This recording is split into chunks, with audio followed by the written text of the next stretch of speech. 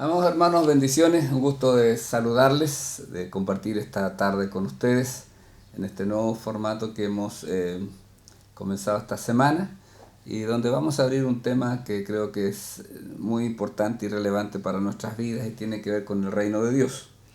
Así que quiero invitarle que pueda estudiar, abrir la escritura, compartir para poder avanzar, ¿no es cierto?, en todo lo que Dios tiene para nuestras vidas. Vamos a comenzar esta tarde orando y pidiendo al Señor que nos bendiga, que nos guíe, que nos inspire en todo lo que podamos hablar, decir, ¿verdad? Recibir, tener un corazón abierto para recibir la palabra.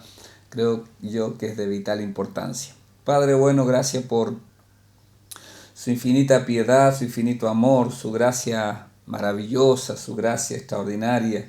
Pedimos, Dios bueno, que usted pueda guiarnos, inspirarnos en toda esta tarde, esta noche, Dios, de tal manera de poder abrirnos a la Escritura y que la Escritura se nos revele, Señor. Padre, fluye con tu gracia bendita, con tu poder extraordinario, porque creemos, Dios, que para ti no hay nada imposible y queremos que nos lleves a un nivel mayor en la gracia y la bondad tuya. En el nombre de Jesús, amén. Amén y amén. Leo la palabra en el libro de Mateo, el capítulo 4, verso 12 al 17. Voy a leer. Como acostumbro, lo voy a hacer en la versión Reina Valera 60. Cuando Jesús oyó que Juan estaba preso, volvió a Galilea. Y dejando a Nazaret, vino y habitó en Capernaum, ciudad marítima en la región de Zabulón y de Neftalí, para que se cumpliese lo dicho por el profeta Isaías cuando dijo: tierra de Zabulón y tierra de Neftalí, camino del mar, al otro lado del Jordán, Galilea de los gentiles. El pueblo asentado en tinieblas vio gran luz. Y a los asentados en región de sombra de muerte luz les resplandeció. Desde entonces comenzó Jesús a predicar y a decir: arrepentíos, porque el reino de los cielos se ha acercado. Andando Jesús junto al mar de Galilea, vio a dos hermanos, Simón llamado Pedro y Andrés su hermano, que echaban la red en el mar, porque eran pescadores, y les dijo: venid en pos de mí, y os haré pescadores de hombres. Dios bendiga esta palabra en nuestros corazones. Todo comienza con este mensaje: arrepentíos y convertíos, porque el reino de los cielos se ha acercado. Es lo que en el principio ministerial del Señor Jesús está hablando este mensaje, ¿verdad? Pertinente, importante para la comunidad de ese momento y también para nosotros hoy día. Arrepentíos y convertíos, porque el reino de los cielos se ha acercado. De aquí comienza la historia más hermosa jamás contada, la ejecución del plan de Dios para la salvación de la humanidad, la salvación del hombre, que se sigue contando y debe cada día divulgarse con mayor fuerza, ¿verdad? Y en la gracia de Dios esperamos con mayor poder, mayor unción de Dios. Mateo, como un buen contador, usa su talento y ordena bien sus escritos y tiene un tema central al contar la historia. Él presenta a Jesús como un rey. Amén. En Mateo, Jesús es el rey. Ahora, como rey, todo rey tiene su reino. Entonces también nos vas a hablar del reino. De partida se conoce el Evangelio de Mateo como el Evangelio del reino. Y desde aquí quiero formular y responder algunas preguntas que pienso que deben ser pertinentes para el cristiano del siglo XXI, especialmente para aquellos que queremos hacer historia. Y cuando hablo de esto no hablo de orgullo, de vanagloria, de soberbia, de altivez, no. Yo creo que querer hacer historia es querer cumplir la voluntad de Dios que está, ¿verdad?, haciendo historia en medio de la humanidad. La primera pregunta que quiero hacerles hoy esta tarde y responderla a la medida de las posibilidades: ¿qué es el reino de Dios? El reino de Dios es la soberanía de Dios expresada en su autoridad establecida sobre quienes somos el pueblo de Dios. ¿Ya? El reino de Dios es la soberanía de Dios expresada en su autoridad establecida sobre quienes somos el pueblo de Dios. Alguien dijo por ahí en uno de sus escritos, no recuerdo bien el autor, y él dice, es el pueblo de Dios, en el lugar de Dios, bajo la autoridad de Dios y en la bendición de Dios. Ahí está el reino. Cuando el reino está, hermano, hay bendición. Cuando el reino está, tiene que haber autoridad. Cuando decimos venga sobre nosotros tu reino, quiere decir venga tu autoridad. No esperamos un pedazo, ¿verdad?, de material de lo que hay en el cielo que venga a la tierra. Lo que queremos es que venga la autoridad y la voluntad de Dios ejercerse en nuestras vidas y en este mundo presente. En este contexto vemos a Dios, ¿verdad? Porque Jesús es el Dios encarnado, así lo dice el libro de Juan, capítulo 1. En el principio era el verbo y el verbo era con Dios y el verbo era Dios. Y en el 14, y aquel verbo se hizo carne y vimos su gloria, gloria como del unigénito del Padre, lleno de gracia y de verdad. En este contexto entonces vemos a Dios entrando al mundo para hacer valer su gloria, aún en medio de las tinieblas, que está ejemplificado aquí, ¿no es cierto?, al llegar a esta tierra de Zabulón y tierra de Neftalí, camino del mar, al otro lado del Jordán, Galilea de los gentiles, y ahí dice, el pueblo asentado en tinieblas vio gran luz. O sea, en medio de la tiniebla viene este mensaje. En medio de la sombra de muerte aparece este mensaje tan importante: arrepentíos, porque el reino de los cielos se ha acercado. Entonces, otra pregunta interesante y buena para nuestra vida es, ¿cómo se entra a este reino? ¿Cómo podemos entrar a este reino? El Señor lo dice claramente en su proclamación. Hay que arrepentirse de los pecados. Hay que convertirse de los malos y errados caminos que podíamos estar transitando. El arrepentimiento que se nos llama aquí, arrepentíos y convertíos, ¿verdad? El arrepentimiento tiene que ver o involucra cambios de actitud. Cambios, es como ocurre cuando aparece el libro de Lucas hablando y narrando la maravillosa historia del hijo pródigo. Entonces el hijo pródigo está ahí lejos de casa, se fue en rebeldía, se fue abrazando ese espíritu de rebelión, se fue con orgullo, con soberbia, con altivez de la casa de su padre. Pero cuando llega a lo más bajo, cuando quiere comer las algarrobas que comían los cerdos, él dice: ¿cuántos jornaleros en la casa de mi padre tienen abundancia de pan y aquí yo perezco de hambre? Iré a la casa de mi padre y diré: Padre, he pecado contra el cielo y contra ti. Ya no soy digno de ser llamado tu hijo. Hazme como a uno de tus jornaleros. Ahí estaba bien la meditación, estaba bien todo. Pero lo que produjo el cambio real de ese muchacho es cuando él determina cambiar de rumbo. Deja los cerdos, deja la comida y vuelve. Cambia de rumbo. Antes se alejó por ese, digamos, hacia el norte, solamente de la casa del padre, y ahora iba hacia el norte, ahora vuelve hacia el sur para encontrarse con su amado padre. Un cambio de rumbo. El arrepentimiento involucra cambios. Sin cambios no hay evangelio. El evangelio produce cambio. Por eso el libro de Hechos dice: estos que trastornan el mundo entero han llegado también hasta acá. Cuando el evangelio aparece, cuando el evangelio irrumpe en medio de la sociedad con poder, entonces se producen cambios. Pablo nos dice lo siguiente en el libro de Colosenses capítulo 1 y el verso 13. Colosenses el capítulo 1 y el verso 13. Dice: el cual nos ha librado de la potestad es autoridad de las tinieblas. Estábamos bajo la autoridad de las tinieblas y nos ha trasladado al reino de su amado Hijo.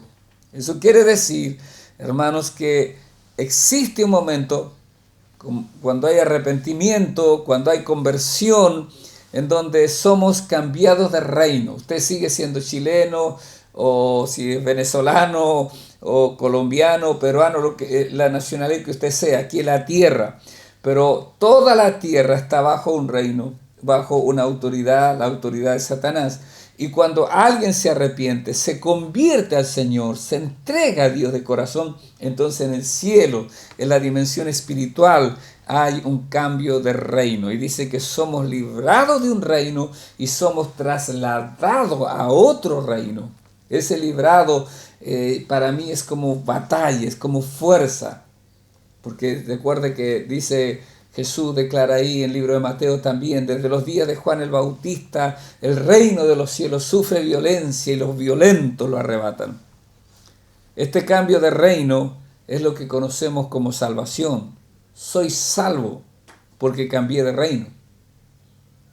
¿Ya? Porque cambié de reino. Nosotros hablamos mucho y algunos están de acuerdo, otros no tanto, de que se hagan oraciones de fe, ¿no es cierto?, de confesión de fe. Hay iglesias que no lo hacen. ¿Cómo saben que cambió de reino? Porque la vida cambió. La vida fue transformada, la vida fue cambiada. Esto conlleva obviamente el hecho de ahora tener otro rey. Ya cuando cambio de reino, tengo otro rey que rige o gobierna mi vida. ¿Ya? Mi rey es Jesús. Él gobierna mi vida. Me dejó sus estatutos en su palabra y debo obedecer su palabra. Yo le debo lealtad y le debo obediencia a mi rey. A mi rey. Coronaron al rey Juan, no sé cuánto, o Juan creo que se llama. No, Carlos, Juan el de España. Y hasta la reina, ¿verdad?, le hace una venia y todos le juran lealtad al rey. Los cristianos tenemos que tener lealtad, obediencia a nuestro rey. ¿Ya? Cuando una persona cambia de reino, va a recibir algunas cosas importantes. ¿Ya? Vamos a recibir identidad de hijos. En Juan capítulo 1, verso 12, dice la palabra, el 11 dice, a los suyos vino y los suyos no lo recibieron. Pero el 12, más a todos los que le recibieron, a los que creen en su nombre, les da potestad, autoridad de ser hechos hijos de Dios. Y explica con el verso 13, estos hijos de Dios, los cuales no son engendrados de sangre, ni de voluntad de carne, ni de voluntad de varón, sino de Dios. Eso es nuevo nacimiento. Es nuevo nacimiento.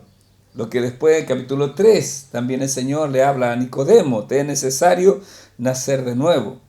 Cuando una persona nace de nuevo, no se hace, no es lo más importante ser evangélico, lo más importante es ser hecho hijo de Dios.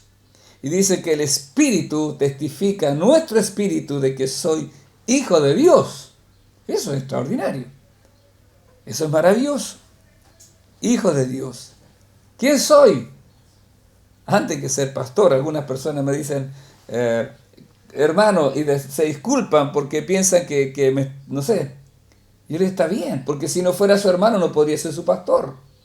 No puedo ser pastor suyo si no soy su hermano, si no he nacido de nuevo, si no soy hijo de Dios. Lo más grande, hermano, que un hombre puede tener, una mujer puede tener, es ser llamado hijo de Dios. Por eso el apóstol Juan, en su carta, primera carta, me parece que en el capítulo 3, dice, mirad cuál amor nos ha dado el Padre para que seamos llamados hijos de Dios. ¡Wow! Me da la impresión que Juanito estaba, este anciano ya estaba impactado con eso, se deleitaba con eso, ¿verdad? Mirad cuál amor nos ha dado el Padre para que seamos llamados hijos de Dios. Hijo de Dios. Usted es hijo de Dios, si nació de nuevo. Pero si usted no ha abierto su corazón a Jesús, si usted no se ha arrepentido de sus pecados, si usted no se ha convertido realmente a Dios, usted no puede decir que es hijo de Dios. O duda en su corazón. Pero si usted sinceramente se ha arrepentido y ha abierto su corazón, la gracia de Dios lo cubre y la sangre del Cordero de Dios le lava, le limpia de todo pecado, y usted viene a ser ahora un hijo de Dios. Cuando es hijo de Dios, dice el libro de Juan capítulo 10, verso 28, una palabra tan hermosa también como toda la palabra del Rey de Gloria, ¿ya? 10:28, y yo les doy vida eterna, y no perecerán jamás, ni nadie las arrebatará de mi mano. Recibe el regalo de la vida eterna. Alguien dijo que el Evangelio de Juan fue escrito para hacernos entender que podemos tener vida eterna. ¿Cómo poder tener la vida eterna? Creyendo en Jesús, ¿ya? Y la primera carta, capítulo 5, verso 13, si no me equivoco, hermano, ahí dice que nosotros ahora tenemos vida, o sea, para que sepáis que tenéis vida eterna, ¿ya? Dice Juan en el 20:31, pero estas cosas se han escrito para que creáis en el Cristo, el Hijo de Dios, y para que creyendo tengáis vida en su nombre. Y primera de Juan dice, para que sepáis que tenéis vida en su nombre. O sea, ya has abierto el corazón, ya te has entregado a Él. Este mismo texto me da seguridad, ¿ya? Me da seguridad. Porque dice que estamos en el... y no perecerán jamás, ni nadie las arrebatará de mi mano. Nadie nos puede arrebatar de la mano de Dios. No hay poder que pueda hacerlo. Solamente hay una voluntad humana, tosuda, testaruda, y a veces no quiere seguir este caminar con Dios. Pero Dios nos ayude para estar ahí en el hueco de su mano, ¿ya? Seguridad. El reino es un reino de seguridad, no de inseguridad. Por eso le repito lo que dice 1 Juan 5:13, para que sepáis que tenéis vida eterna. Jesús oró por nosotros en el 17, y dijo, yo cuando estaba en el mundo los guardaba en tu nombre, ahora voy a ti, Padre, a los que me has dado, guárdalos tú. O sea, Jesús ya hizo provisión por nosotros. Es más, Él vive para interceder por nosotros. Vida eterna es una seguridad maravillosa en el Señor. Por eso los cristianos, en medio de las adversidades, conflictos de la vida, pueden experimentar una paz que sobrepasa todo entendimiento humano. Muy bien. Otra pregunta ahora, volvemos al tema de las preguntas. ¿Cuánto cuesta entrar a este reino? ¿Cuánto cuesta entrar a este reino? ¿A usted? Nada. ¿Cómo nada? Nada. No se compra entrada, no se hacen, como diría, postulaciones. No. Efesios capítulo 2, verso 8. Efesios capítulo 2, verso 8, la Escritura dice lo siguiente: porque por gracia sois salvos por medio de la fe. Por gracia. Y esto no de vosotros, pues es don de Dios, no por obras, para que nadie se gloríe. Amén. A usted no le cuesta nada. A mí no me costó nada. Solamente arrodillarme en una vieja banca, una vieja iglesia, y pedirle al Señor que tuviera misericordia de mí y me perdonara todos mis pecados. Entrar en este reino es gratis. Como digo, no cuesta nada, ¿ya? No tiene que pagar nada. No se saca cuotas, ¿verdad? No le voy a añadir a Dios lo que Él ya hizo. El precio lo pagó el Rey. Cuando Jesús estaba en la cruz, una de sus últimas palabras fueron: consumado es. Está pagada, está saldada la deuda. Lo que usted debía, lo que yo debía, ya fue pagado por nuestro bendito Señor. Entonces no debo nada. No debo nada para ganar la salvación. Le debo todo a Dios. No puedo pagar la salvación. Jamás piense usted que usted se merece. Cuando muchas veces estoy en servicio fúnebre, mucha gente de repente dice, no, él se ganó el cielo. No, nadie se gana el cielo. El cielo se recibe por gracia, por la bondad maravillosa de Dios que nos regala esa bendición. Pero desde aquí quiero llevarle a meditar en algunas verdades que se desprenden del tema del reino de Dios, ¿ya? Desde donde estoy ahora yo, ¿ya? Donde hemos llegado hasta este momento. Y hablaremos acerca del valor supremo del reino de Dios. Quiero llevarles a hablar un poco acerca del carácter de los súbditos del reino. Y estaremos viendo las bienaventuranzas. Estaremos hablando acerca de la responsabilidad de los reinos, de los súbditos del reino. Y hablaremos las parábolas de los talentos. Y hablaremos también de la autoridad de los cuales hemos sido investidos los súbditos del reino. Amén. Ahora vamos entonces a hablar un poquito acerca del valor supremo del reino de Dios.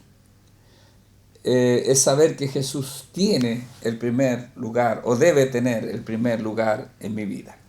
Estamos en el libro de Mateo, que es el libro del reino, como dijimos, el Evangelio del Reino, capítulo 13.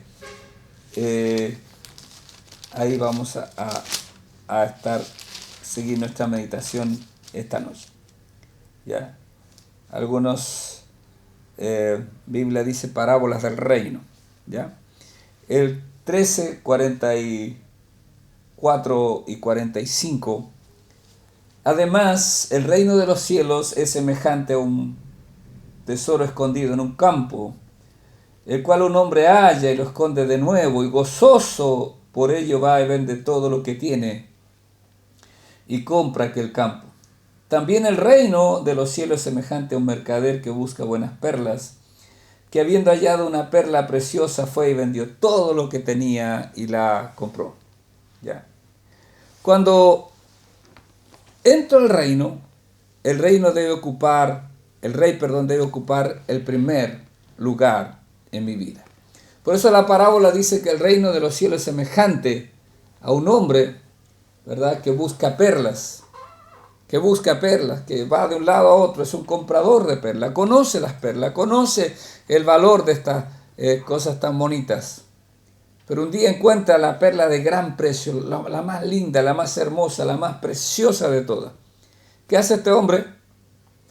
Vende todo lo que tiene para ver si puede adquirir esta perla de gran precio.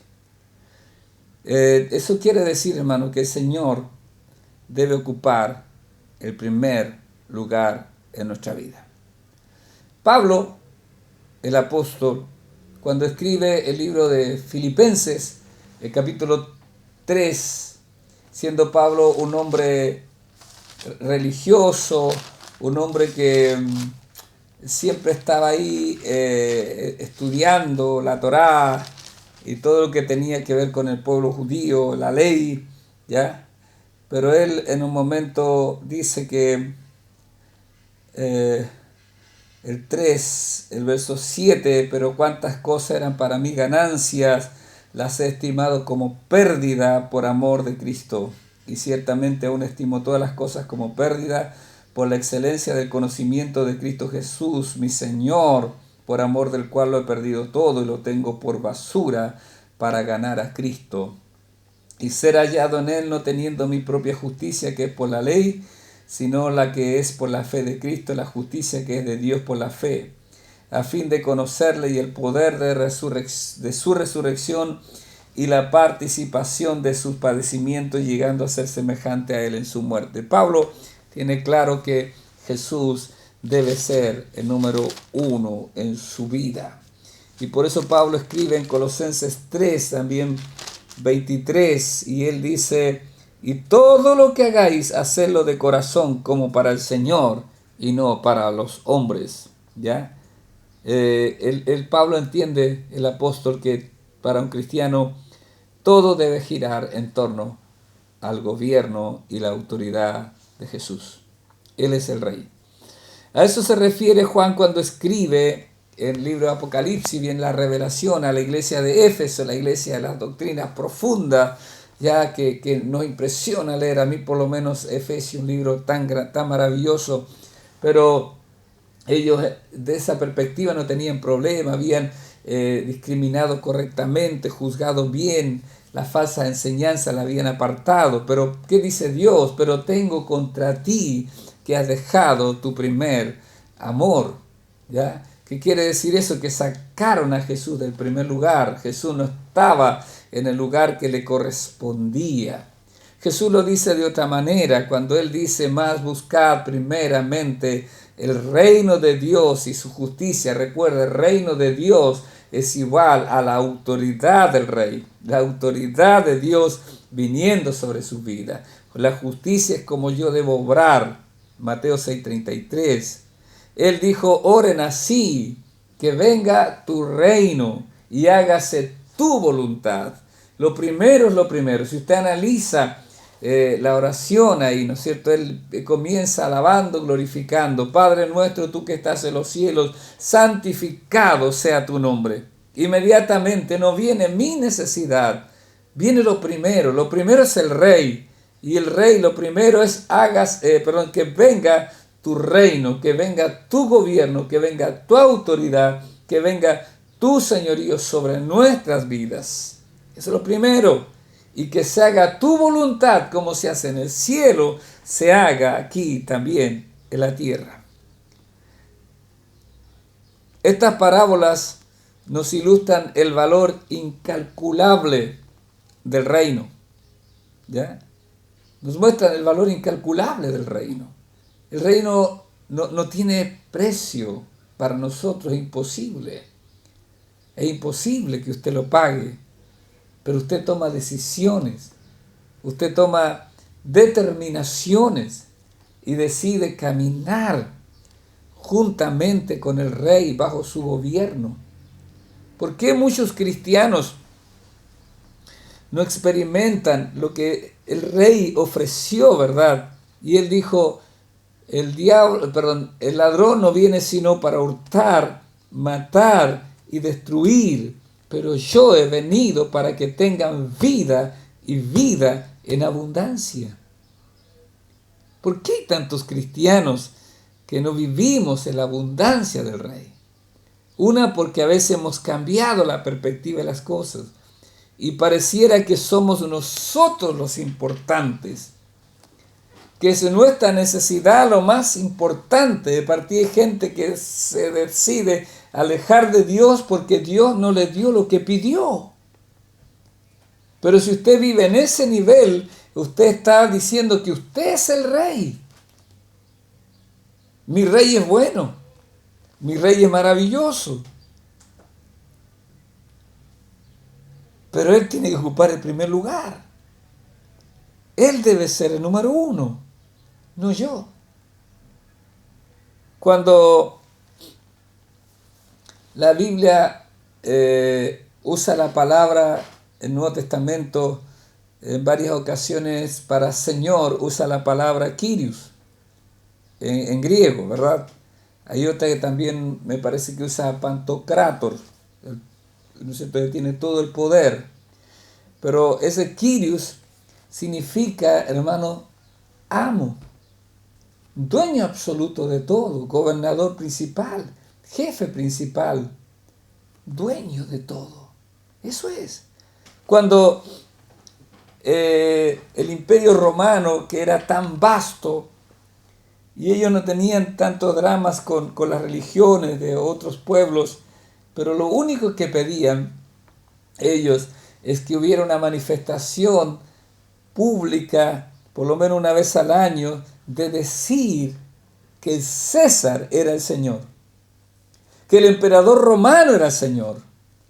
Pero ese Señor significaba que la gente decía: el César es mi Señor, es mi dueño, es mi jefe principal, mi gobernador absoluto de mi vida. Y los cristianos del reino, ¿verdad?, los cristianos que se habían entregado a Dios, que entendían estos principios, decían: no, nosotros no podemos declarar eso, porque solamente hay un Señor, hay un Señor, hay un Rey, su nombre es Jesús. Eso es lo que dice Filipenses capítulo 2, ¿verdad?, verso 5 en adelante, cuando cita la Escritura y dice: Haya pues en vosotros, perdón, este sentir que hubo también en Cristo Jesús, el cual siendo en forma de Dios, no estimó ser igual a Dios como cosa que aferrarse, sino que se despojó a sí mismo, tomando forma de siervo, hecho semejante a los hombres, y estando en la condición de hombre, se humilló a sí mismo, haciéndose obediente hasta la muerte y muerte de cruz. Por lo cual Dios, el Padre, también le exaltó hasta lo sumo y le dio un nombre que es sobre todo nombre, para que en el nombre de Jesús se doble toda rodilla de los que están en los cielos y en la tierra y debajo de la tierra, y toda lengua confiese que Jesucristo es el Señor, para gloria de Dios Padre. Que Jesucristo es el Kyrios, que Jesucristo es el amo, el dueño, el jefe principal, el soberano. Él es el rey. Él es mi rey. Entonces debo entender, hermanos, que estas parábolas, como les acabo de leer, muestran el valor incalculable del reino de Dios, del reino. Esto quiero decir, hermano, que entrar al reino es gratis. Usted entra al reino, usted entra a la salvación gratuitamente. Pero vivir en la plenitud de ese reino, de todo lo que conlleva, todo lo que Dios ha prometido, como le dije anteriormente, esa vida abundante, plena que Dios nos promete, nos cuesta todo. Tenemos que entregar todo, todo. Por eso la Biblia también dice: el que haya su vida la perderá, pero el que pierde su vida por mi causa, y no está hablando de morir físicamente, está de morir a mis propios intereses, de poner a Jesús en número uno, la hallará. Por eso Pablo es un hombre bendecido, porque su vista no estaba en las añadiduras, sino en el reino y en la voluntad del Rey. Por eso Pablo dice: yo he aprendido a contentarme cualquiera sea mi situación. He aprendido a tener abundancia y he tenido a padecer necesidad. He aprendido a tener la guatita llena y también vacía. Pero en todo me deleito, en todo me gozo, en todo honro a mi Rey. ¿Cómo es eso? Porque Pablo podía decir también: pues si vivimos, para el Señor vivimos, y si morimos, para el Señor morimos. Sea pues que vivamos o que muramos, somos del Señor. Dígame una cosa: Pablo era indestructible, Pablo era invencible. ¿Quién lo iba a vencer con esa actitud? ¿Quién lo iba a vencer? Nada, ninguna circunstancia. Por eso el apóstol dice: ¿quién nos puede separar del amor de Dios que es en Cristo Jesús? Tribulación, persecución, peligro, hambre, desnudez, espada, ¿verdad? Tribulación o angustia, persecución o hambre o desnudez, peligro o espada. Antes estas cosas somos más que vencedores por medio de aquel que nos amó, por lo cual estoy seguro de que ni la muerte, ni la vida, ni ángeles, ni principados, ni potestades, ni lo presente, ni lo porvenir, ni lo alto, ni lo profundo, ni ninguna otra cosa creada nos podrá separar del amor de Dios que es en Cristo Jesús, Señor nuestro. Pero para llegar al verso 37, primero tiene que estar el 34. Amén. Entonces Pablo sabía, hermanos amados, que nada lo podía separar del amor de Cristo. Si habían dificultades, él sabía que Jesús era el número uno. En las angustias Jesús era el número uno, en las persecuciones era el número uno en su corazón. Si había hambre, Jesús estaba entronado como rey. Si estaban desnudos, Jesús estaba entronado como rey. Si había peligros, el rey iba a estar con él. Si enfrentaba la espada, el rey iba a estar con él. Pablo era un tipo invencible, amados hermanos. Pero nosotros también debemos armarnos del mismo valor, del mismo sentir. Pero la única forma es cuando uno entiende y comprende el valor tan grande del reino de Dios sobre nuestras vidas. Eso es indispensable que nosotros podamos hacerlo. En una sociedad tan contraria a los principios cristianos, tan perversa, diría yo, hermanos, se necesita afianzar nuestras vidas. Se necesita tomar, como dice el Señor, ¿verdad?, acerca de Juan el Bautista, decisiones violentas, decisiones radicales para decir, como dijo Josué, me parece: yo y mi casa serviremos al Señor. Yo en mi casa serviremos al Señor. Nada me puede separar de esto. Dios nos ayude, Dios nos bendiga, para que el reino ocupe el lugar que le pertenece en cada uno de nuestros corazones. Oremos. Padre querido, gracias por su bondad, su amor. Gracias, Padre, por su misericordia infinita. Te agradecemos tanto, Padre, todo lo que tú nos das. Te agradecemos llamarnos al reino. Y si hubiera alguien, Padre, que va a mirar este video, va a escuchar estas palabras y no tiene la seguridad de salvación, Jesús, tú no has venido a su vida, él no se ha arrepentido, te pido que ahora lo lleves al arrepentimiento y esa persona pueda estar ahí, Dios, diciendo: Dios, yo te necesito, te abro mi corazón, te pido que vengas a mí y que me transformes y me cambies. Si es un cristiano que ha estado atrapado por la tiniebla, queriendo comer las algarrobas de este mundo, te pido que ahora tú le des la fuerza, le des la inspiración para determinar volver a la casa del Padre. Bendito sea tu nombre, Rey.